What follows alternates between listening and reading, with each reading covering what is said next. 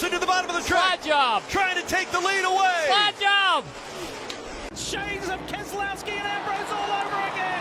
Buescher gets on the inside of SVG.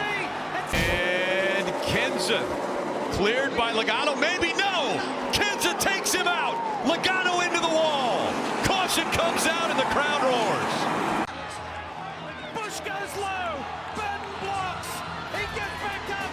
Comes to the line. Jeff, your little boy, has done it. Harrison Burton wins in Daytona. Larson has cleared him. Allgaier, look at his hands. Now looks to the Here bottom. comes Larson off turn 2. Larson's got the run down the back. Can he win 2 days in a row? The rookie. Can he battle Kyle Busch 2 days in a row? He battled him yesterday and beat him. Here he comes. Diving to the inside. Kyle took the block. He blocked him. It's the Kyle and Kyle show off, turn 4. How many times we seen this? This is like 4 or 5 times these two guys have battled each other for the victory. Busch the veteran, Larson the rookie. Kyle Busch wins California. Al, what was your thought about Keselowski's little pre-race declaration? Who? Brad Keselowski? Yeah, I don't know who you're talking about. Okay. He drives the number 12 car. I saw it, but I passed it.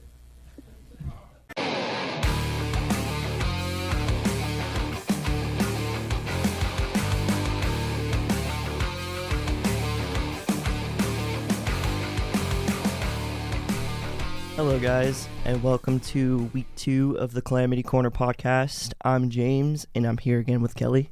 How's it going? Welcome back to the show, Kelly. It's good to have you here. Thanks for having me on. Hope y'all didn't miss me too much. Yeah, we're so back. We're back. Yes, ma'am. All right, so we got some breaking NASCAR news this week. So this wasn't announced this week, but it was pretty recent. Corey Heim, he's going to drive for 2311, the team that Denny Hamlin and Michael Jordan own, and he's going to replace Riley Herbst in the 35 car. I think it was a long time coming, not going to lie. Riley Herbst just hasn't been performing. But since it was announced, he's been, qualifying pretty decently.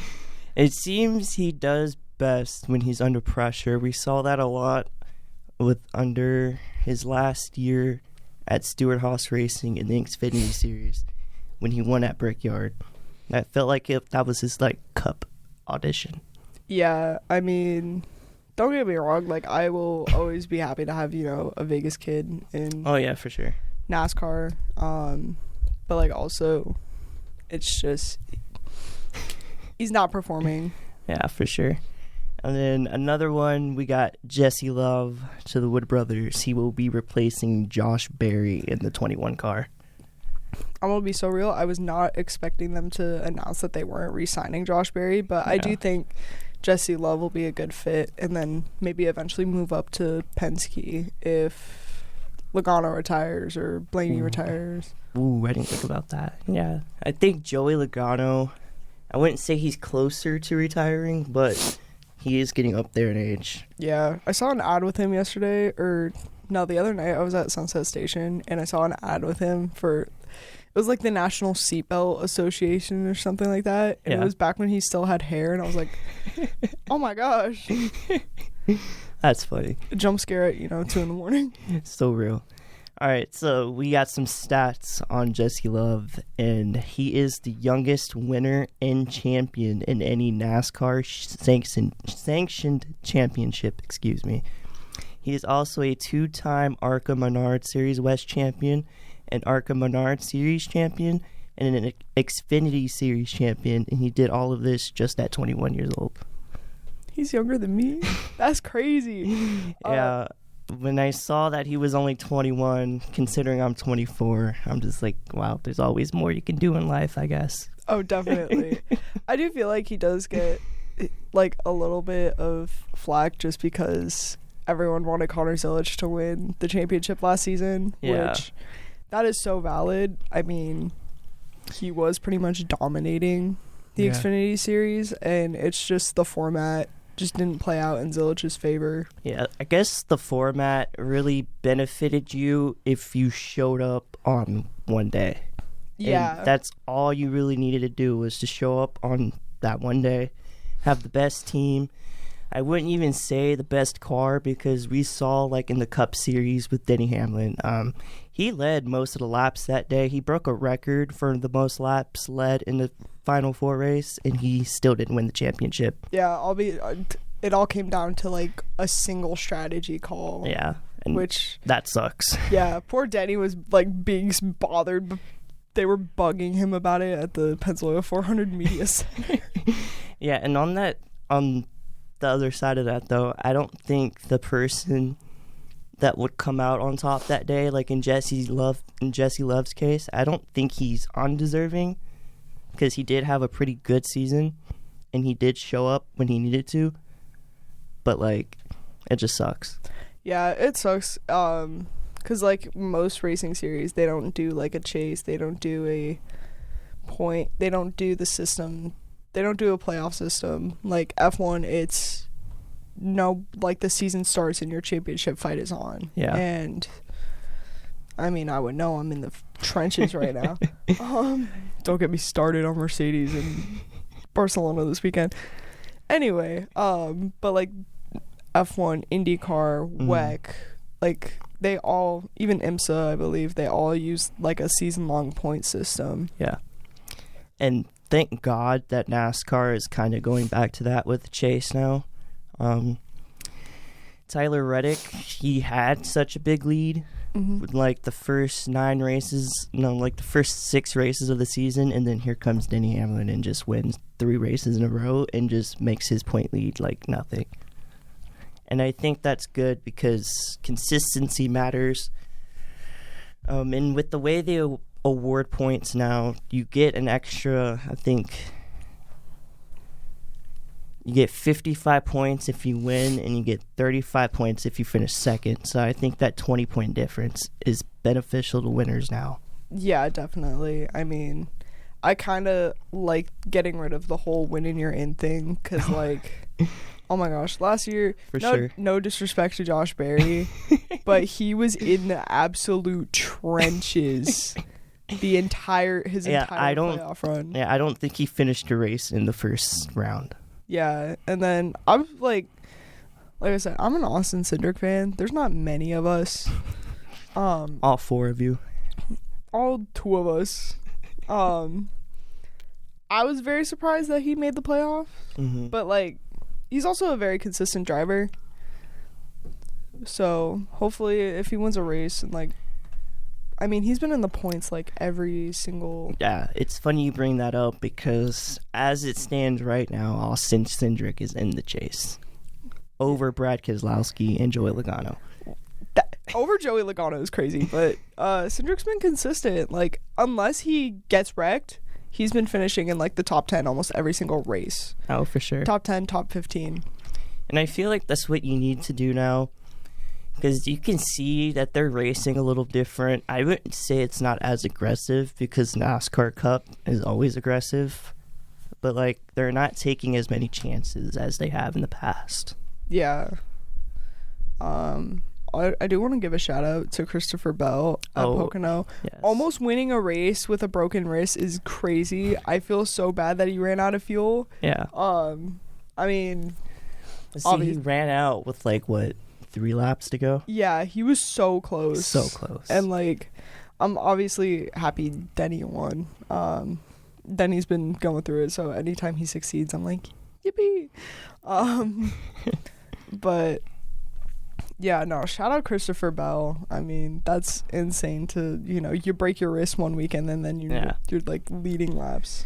Because speaking on Christopher Bell, like during practice and qualifying, he wasn't able to get out or in the car on his own. And, like, he couldn't even put his own gloves on.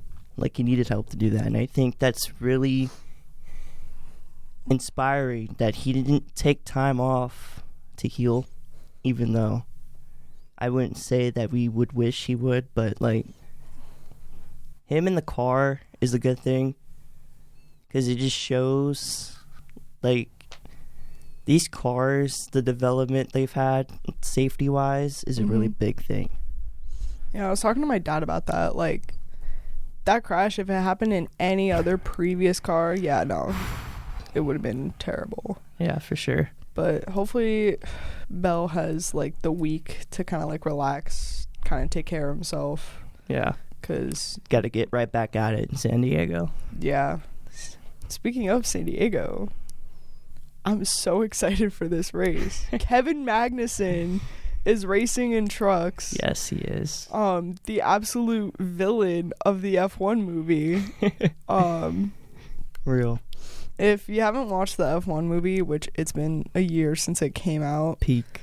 Like the first race, I believe Kevin Magnussen was like, they put him as the one going back and forth with Brad Pitt and Damson Idris. Real. Yeah, that was a movie I had to go see by myself because around that time I was in Florida, so I didn't really have anyone that understood motorsports like I do, so I had to take that moment for myself and go see it.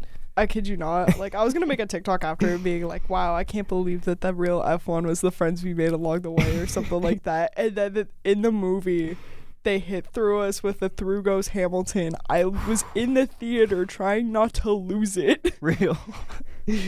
All right, so we're going to circle back. The last thing that was announced this week is Chris Buescher. He got an extension to continue driving the 17 car for RFK. Good for him. I feel like he's been kind of going under the radar this season, but he's been doing really good. He's kind of, I don't even know what position he's in, but I feel like he's been pretty, like, consistently finishing in the top 15. Yeah, so right now Chris Buescher is 7th in points. Okay, so yeah, he's cooking. He's been in like the top 10 how many times? Like, yeah. He's one of those drivers who, like, they go under the radar, and it's when they go under the radar, they're very dangerous. I feel like that's going to be Ford this year as a whole, because Ford is not talked about a whole lot because they just don't have the speed that the Toyotas have, or the Chevys for that matter. Yeah, and then you have like drivers like Cindric who are, they could have a really terrible qualifying. Like Cindric has been, I think he started in like the 30s at one point, and then still finished in points at some point, like still finished in the top 10. Yeah, so RFK is it's in a little bit of a situation right now as it comes to charters, because for next year they only have 2. But they did say if they had to, they would run the third full-time car as an open car. So what that means is, like, you're not guaranteed a starting spot. So, like, if 41 cars come to the racetrack, 1 car would be eliminated. Okay, yeah, that makes sense. Yeah. And then, so the NASCAR in-season tournament seedings got announced, and some driver matchups that I wanted to talk about is Tyler Reddick versus Alex Bowman, and Denny Hamlin versus Ty Dillon. Denny Hamlin versus Ty Dillon. I think even Denny's scared. Yeah, Denny went on record and said that's his kryptonite, and quote unquote, he said, "I'm cooked." He might be cooked this time. And some other ones that I found that were interesting is Carson Hocevar versus Zane Smith, Chris Buescher versus John Hunter Nemechek, and Eric Jones versus Joey Logano. Ooh, those were some pretty interesting matchups. Because, I mean, Legacy has been doing really good this season. Yeah, they're doing so good. They got on a hot streak, and Eric Jones is now in the chase. Who would have thought? Once again, it's like those drivers who go under the radar and then just come out of nowhere. Real. I honestly wouldn't have thought it, because I know the Toyotas have had speed this year. But it's not just the top teams like Joe Gibbs Racing and 2311. Like, Legacy Motor Club is here. Mm-hmm. They're running up front every week. It's great to see.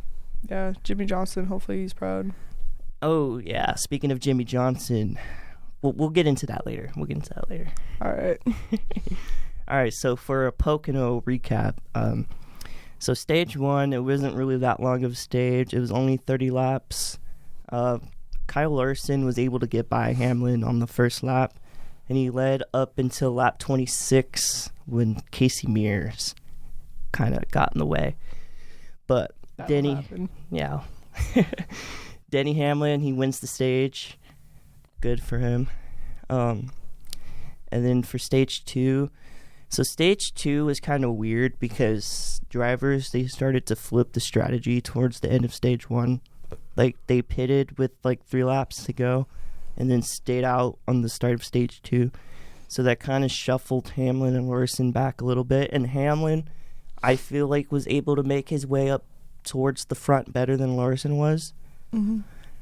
And just seeing different strategies is cool because that just gives like different aspects of the race to pay attention to. Like, you're not just paying attention to one thing. Right, yeah. And then that eventually led to Todd Gilliland for FRM winning stage 2, which I thought was pretty interesting. A win is a win. A win is a win. Good for him. He's like once again another like underrated driver who just kind of goes under the radar. Oh, for sure. I feel like front row is that same, like the whole thing. Yeah, like another driver from front row is Zane Smith. Now, he did end up wrecking, but he was running 4th, and he was going to pass Hamlin for 3rd. I truly believe that, but in classic next-gen fashion, you get next to someone and kaboom, you spin out, unfortunately. Very unfortunate, but Zane Smith has been cooking, but unfortunately, it's like he starts cooking and then wrecks. I don't mean to laugh, but like, just this car, it's so easy to do that, and it sucks.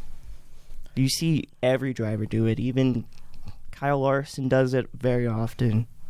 Yeah, it's crazy that we didn't see anything happen at Pennzoil.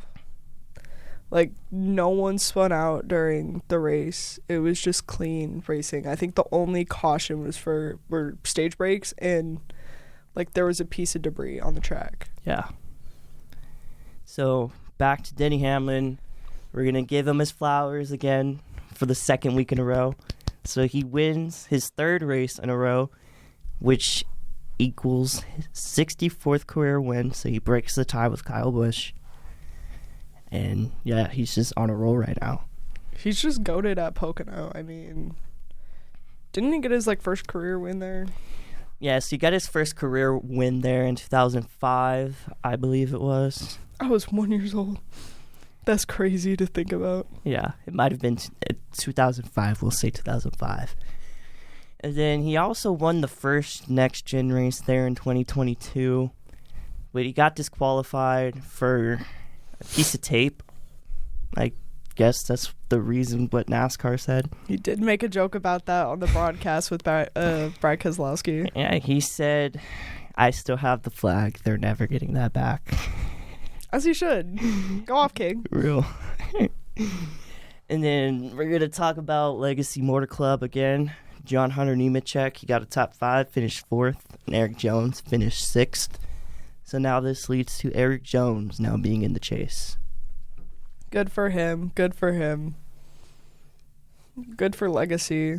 Not a team many people would probably expect to be in the chase, but I would say if they make the chase with Darlington being an early round and a couple other high-speed tracks, I would look out for Eric Jones. yeah. And then Tyler Reddick. So going back to last week, Tyler Reddick, he got in that big crash and didn't finish the race. So he recovered from a bad starting spot, and he was able to make his way all the way up to 2nd. He unfortunately did not catch Hamlin in the end. Hey, still very impressive. It's very rare that you see like someone have a race like that where they start from the back and then like the way back and then just move up. Yeah. It takes a lot of patience and it takes a lot of skill to do that. Yeah, especially in this car, because you have to drive this car a certain way to pass people. And I feel like depending on who you ask, like which driver you ask, some will like it and some won't. Like, I know Carson Hocevar, he does this a lot, where you're just like, you're driving the corner a little deeper than you normally would, and that just makes the passing easier. Now, when you're passing cars, that just might mean you hit them a little bit, and some drivers won't like it. Yeah, that'll happen. Yeah. It's like driving on 215. So, all right, so we're going to talk about Hendrick Motorsports a little bit. So they found a little bit more speed this week, it seems like, with Larson leading laps early, and then another driver that we haven't talked much about this season, William Byron, he finished third. I mean, after Daytona last year, I thought he was probably going to be in like the final four for the playoff. But this season he's just kind of been like there. Yeah, he was my pick this year to win the 500, and he unfortunately did not win the 500. But we'll digress from that. Then Christopher Bell, he also recovered from a bad starting spot, with his broken wrist and stuff. He almost won the race, but he ran out of fuel with a few laps to go. Excuse me. Once again, shout out Christopher Bell. Like, it takes a lot to do that, especially if you're hurt. Yeah. So mad props. Real. So we're going to talk about the point situation a little bit with Tyler Reddick and Denny Hamlin. So starting from the Coke 600 on May 24th, Tyler Reddick was 122 points up on Denny Hamlin. And then going into Nashville, I wouldn't say Reddick had a bad race, but, with winning the race like Hamlin did, you get those extra 20 points. So that helps them bring Reddick's lead down to 97. And then going to Michigan, Reddick did wreck in that race, and of course, Denny won. So the lead was brought down to 51. And then in Pocono, Tyler Reddick finished second, but of course, Denny Hamlin wins the race. So now his lead is only 19 points. This is a crazy championship fight. I feel like a lot of people are like, oh yeah, like Denny Hamlin just wins again. No, this championship fight is intense. Like, this is last year's F1 season. McLaren versus Max Verstappen. Bring me back, please. We just need a third driver to just come out of nowhere. Austin Cindric, please. But no, this is literally like Max Verstappen and McLaren. For real. Zach Brown. I digress. Zach Brown, is this the World Championship hotline? Never let him speak again. I've had that sent to me so many times with the same question. Is this your CEO? No, it's not my CEO. I just like Lando Norris, okay? Exactly. Sorry. No, that's so valid. Like, not my CEO. All right. Moving on to the Calamity Corner section of the podcast. So there weren't a lot of wrecks in this race, but there was a really big one, and it was on lap 47, and it involved drivers including Josh Berry, SVG, Noah Gragson, Brad Keselowski, Christopher Bell, Joey Logano, Bubba Wallace, Austin Hill, and Connor Zilisch. And Connor Zilisch just can't catch a break. He did recover a little bit and was able to finish 23rd, which is not 30th like he's been finishing, so yeah, progress, but it's like, man, every week. It is every week, and for a rookie, I would say that's tough.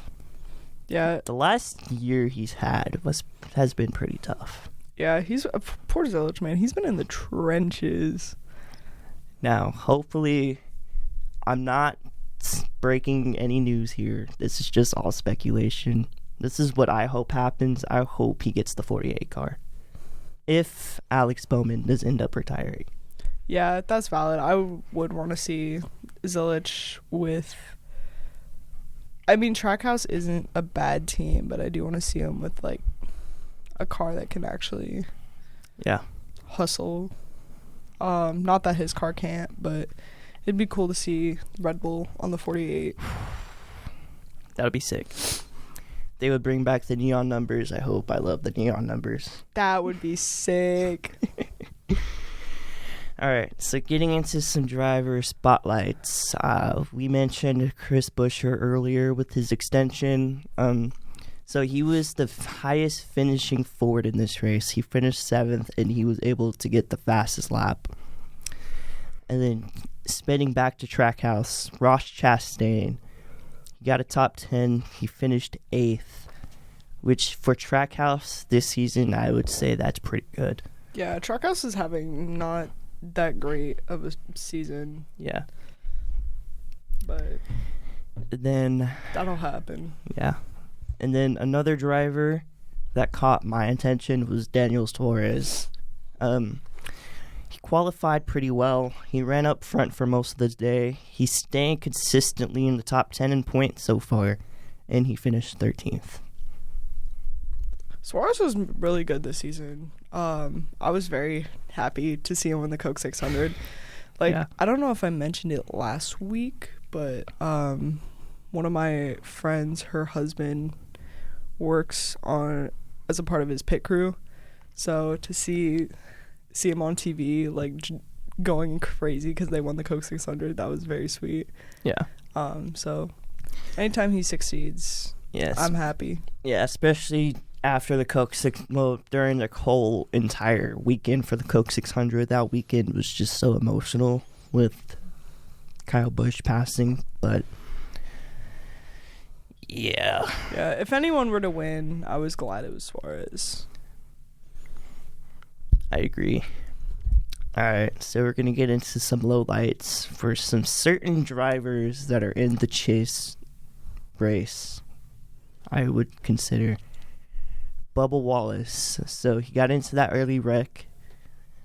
He recovered a little bit and was able to finish 21st. But considering where Tyler Reddick is, and that's his teammate, so that's where the bar is. Now, I don't like to compare drivers. How do I say this? I mean, if you get into a wreck, yeah, because that's fair. I mean, if it's something out of your control, like the whole Chase Elliott, Christopher Bell crash, there was nothing Christopher Bell could do. Yeah. So for Bubba, I'm you can't really say oh yeah, the bar's here, Bubba's here, when because he did have a great start to the season. He was second in points for a few weeks. Yeah, I think it might just be a slight slump. I mean, not to make another F1 comparison, but I mean, George Russell had a great start to the season and then now is in the trenches. Yeah. But I could go on a whole rant about that, especially after it was announced that their pit crew messed up his front wing. Yeah, maybe we'll have a special episode we'll do one day for that, because as a McLaren Lando Norris fan, I have some things to say too. But it's just gonna be me crashing out. I know. I was talking to my friend last night. I was like, Mercedes, when I get you. Mercedes, when I get you. Real. Obviously, Mercedes, a joke. Yeah. So for the rest of the driver lowlights, I picked a group of Ford drivers, not four drivers. Ryan Preece, Joey Logano, and Brad Keselowski. They were all in that wreck. I feel like Joey Logano, he can't count on winning at one certain track anymore, and I think that's affecting his performance. I feel like this season he's just been kind of there. Yeah. He hasn't been he hasn't done anything really stand out this season. He's just been kind of there. Yeah. And then Ryan Preece, I feel so bad for him. Poor Ryan Preece and Brad Keselowski, because I feel like they're in a wreck every week. Poor Brad especially, because what was it? At Michigan, it was... No, not at Michigan, but a few weeks ago, it was the Austin Dillon crash. Yeah. And it looked really intentional. And they're going to, obviously, he's going to say, oh, no, it wasn't intentional, because why would a driver admit they would intentionally crash? Me personally, if I wanted to wreck someone, I wouldn't say it on the radio. Yeah, exactly. Some have, and NASCAR did not like that. They were like, yeah, you're done for a race. No, like, you never if you're going to wreck someone on purpose, never admit it. Yeah. So, like, obviously, Austin Dillon's not going to... He's going to be like, oh, no, it just happened. It just happened. When clearly you can see Austin Dillon move to the side and then move into Brad Keselowski and then getting in that early wreck. Yeah. And then he became an analyst on the broadcast, which... Nice little side gig. Yeah. That's fun. That'd be good to... Like, if he decides to retire sometime soon, I feel like that'd be, like, a perfect... job for him. Replace Boyer at Fox. Yeah, I mean, when Will Buxton is showing you up. Yeah, they got cooked that weekend in Phoenix, I'd say. I love Will Buxton. It's just crazy that he knew more about NASCAR than the NASCAR guy. Yeah. I did a video talking about, like, Will Buxton kind of bringing the whole motorsport community together for Kyle Busch, and then he liked my video, so. Big W. Shout out the big Will. The big W, Will Buxton. Yeah. All right, so we'll do the last thing for this episode, and then we'll start talking about the next one. So driver to keep an eye on. I'm going to say Zane Smith. Again, he was really fast. He ran in the top 5 before attempting to pass Denny Hamlin for 3rd and just losing the car. Yeah, he's been in the top 10 like consistently, so very mad props to him. Once again, he's like one of those drivers who like go under the radar. I feel like Front Row as a team, I think I've said it before, like they are the team that goes under the radar. And now it's like showing that like, oh yeah, they're actually putting out results. Yeah. And stuff like that. So mad props to Zane Smith. Yep. I agree. All right. So that'll do it for episode 3 of the Calamity Corner Podcast, and we'll see you in episode 4. Thank you for having me. Of course. Thank you for listening to Calamity Corner Podcast. If you want to learn more about me or the podcast, follow me on Instagram at jamesc._.24.